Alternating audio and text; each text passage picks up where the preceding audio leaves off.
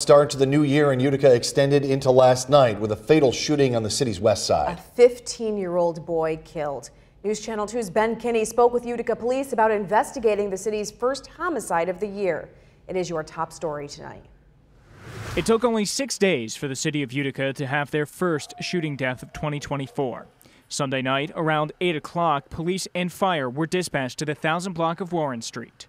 Upon arrival, they located the victim in a driveway near the intersection with Lenox Ave, and despite all valiant life-saving efforts, unfortunately, the individual passed away from his injuries.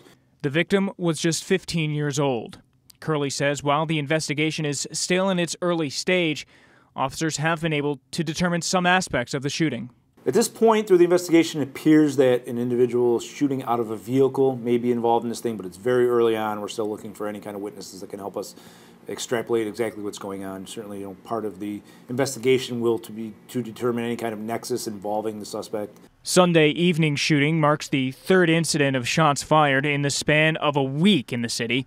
Part of the investigation into this incident will be to see if there is any connection. It's very early on in the investigation. We're not even 24 hours in to see exactly what kind of nexus there may be between prior shootings, prior violent acts, things like that. We understand that another incident just happened on the 1st and now the 6th.